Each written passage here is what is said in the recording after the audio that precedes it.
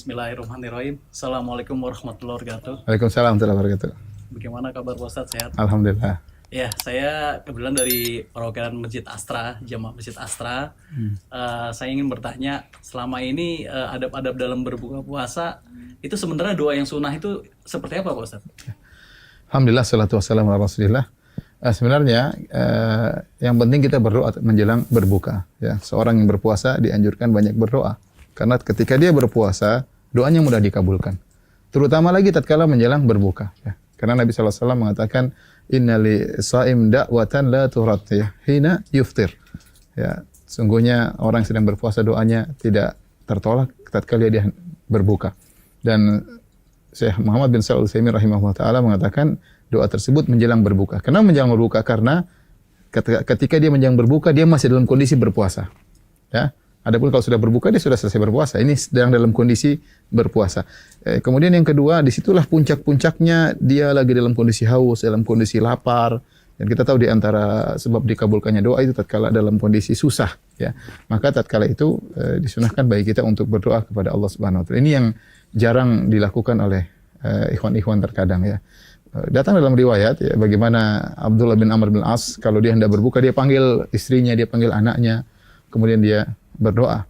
Kemudian dia berdoa dan dia menyampaikan hadis tadi. Bahwasanya Nabi mengatakan bahwasanya orang yang sedang berpuasa doanya tidak tertolak tatkala dia hendak berbuka. Adapun doa yang kita baca doa apa sih sebenarnya dibolehkan dalam syariat ya. Memang datang dalam satu hadis ya. Rasulullah SAW mengajarkan tentang doa dhahabadh dhama'u wa tallatil uruqu wa thabatal ajru insyaallah. Doa ini diperselisihkan oleh para ulama tentang sahihnya atau hasannya atau dhaifnya. Namun banyak ulama mengatakan hadisnya hasan, artinya bisa dipakai hadis tersebut. Ya, tetapi doa tersebut kebanyakan ulama mengatakan dibaca setelah kita berbuka, karena makna doanya dhahabadh dhama'u telah hilang dahaga wa tallatil uruqu dan telah basah kerongkongan wa thabatal ajru dan tetap pahala insyaallah. Dan itu tidak kita ucapkan kecuali kita setelah benar-benar hilang dahaga kita. Berarti setelah minum baru kita baca doa itu. Jadi kita bismillah, kita makan ya, baru kemudian kita minum, baru kemudian kita ucapkan doa tersebut. Adapun sebelum berbuka, kita angkat tangan berdoa kepada Allah Subhanahu wa taala. Berdoa. Suruh anak kita berdoa, istri kita berdoa. Nah, kalau kita sudah siapkan makanan, suruh kawan-kawan berdoa, ingatkan ini waktunya dikabulkan oleh Allah Subhanahu wa taala. Doa apa saja bebas. Doa apa saja bebas. Boleh kita tatkala berbuka kita bilang bismillah, Allahumma laka sumtu ya. Wa bika amantu ala rizqi aftartu. Boleh saja doa bebas ya, doa bebas. Karena adapun Abdullah bin Amr bin As yang dia meriwayatkan hadis tersebut, dia berdoa dengan doa yang bukan dari Nabi sallallahu alaihi wasallam. Dia berdoa dengan doa yang dia doa sendiri dengan doa tersebut, yaitu Allahumma inni as'aluka bi rahmatika al-wasi'ah ya, bi rahmatika allati wasi'at kulla syai' an taghfira li. Allahumma inni as'aluka bi rahmatika allati wasi'at kulla syai' an taghfira li. Artinya ya Allah, aku mohon kepada Engkau dengan rahmat-Mu yang meliputi segala sesuatu agar Kau mengampuni aku. Ini dalil bahwasanya Abdullah bin Amr bin As tidak berdoa dengan doa yang diajarkan oleh Nabi, tapi dia berdoa sendiri, dia ingin diampuni oleh Allah Subhanahu wa taala. Ini dalil para salaf memahami kita boleh berdoa dengan doa apa saja. Jadi enggak ada masalah. Tapi tadi kalau dhahabadh dhama'u setelah kita minum baru kita baca dhahabadh dhama'u. Meskipun sebagian ulama mengatakan boleh juga sebelumnya, namun saya lebih condong pada pendapat kita mengucapkan doa tersebut setelah kita minum. Gitu. Jadi bebas doanya Pak Ustadz ya? Doa bebas ya. Kita banyak keperluan, kita punya keinginan, kita panjatkan kepada Allah menjelang berbuka. Ya. Kemudian Pak Ustadz, bagaimana caranya berbuka?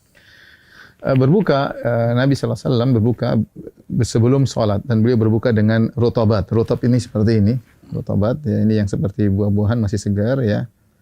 Fa ilam takun rotobat, kalau tidak rotob maka Nabi SAW fatumairat, maka dengan korma. Ini contoh korma sudah matang, ini kebetulan korma ajwa.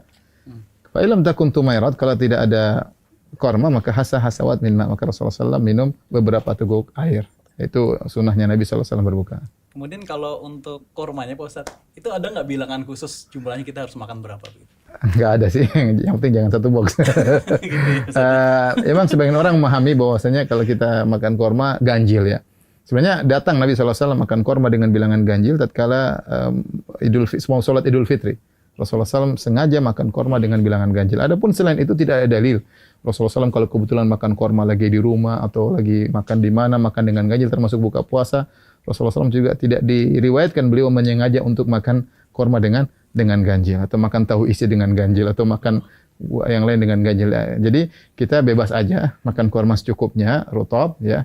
Dan ini sunnah yang ditinggalkan banyak orang. Karena kebanyakan orang kalau sudah disediain makanan yang banyak, terkadang gorengan di luar ya. Sebagian orang mengatakan kalau ini sunnah, gorengan wajib katanya. Jadi Indonesia gitu ya. apalagi Indonesia ya. Kita bilang enggak, kita jalankan sunnah karena kita ingin cari pahala ya. Makanan boleh, yang lain belakangan, yang penting kita korma dulu. Caranya kita bilang bismillah. Bismillah, kemudian kita makan korma secukupnya. Setelah itu kita minum, baru kita baca dhahaba dhama'u wa talatul uruq wa thabatal ajr insyaallah. Baru kita makan yang lainnya, terserah yang bisa kita makan. Demikian cara. Oh, seperti itu Pak Ustadz ya. Nah, jadi cukup jelas ya. Nah, ini kebetulan sebentar lagi kita waktu berbuka nih Pak Ustadz. Ya. Saya kira kita mungkin bisa mempraktekkan ya Pak Ustadz ya. Iya, kita sambil menunggu azan beberapa saat lagi. Ayo. Bismillah ya. Bismillah, kurma dulu. Ya. Bismillah. Yang ini rutab, jangan yang itu, yang ini ya rutab. Bismillah.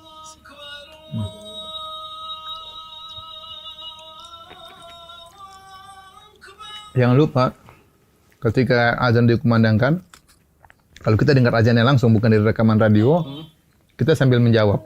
Sambil menjawab Ya, seperti makan biasa. seperti biasa ya. Ustadz, Adapun apa-apa ya. kalau azan tersebut ternyata rekaman, tidak harus dijawab. Tapi kalau kita dengar dari masjid langsung ada azan, makan tidak menghalangi kita sambil menjawab Allahu Akbar ya. Setelah itu kita habis makan korma, kita minum ya. Bismillah. Baru kita baca dhahabat dhama'u wa talatil uruqu wa thabatal ajr insyaallah. Telah hilang dahaga, bahwasanya kerongkongan sudah basah dan tetap pahala. Dan ini pentingnya agar kita semangat berpuasa. Rasa haus sudah hilang, rasa lapar sudah hilang, pahala tetap di sisi Allah Subhanahu wa taala dan akan didapatkan oleh orang yang berpuasa nanti di akhirat kelak. Kira-kira ini saja Mas Hari ya. Semoga bisa berfaedah bagi kawan-kawan di Masjid Asrah sekalian. Amin. Assalamualaikum warahmatullahi wabarakatuh. Waalaikumsalam warahmatullahi wabarakatuh.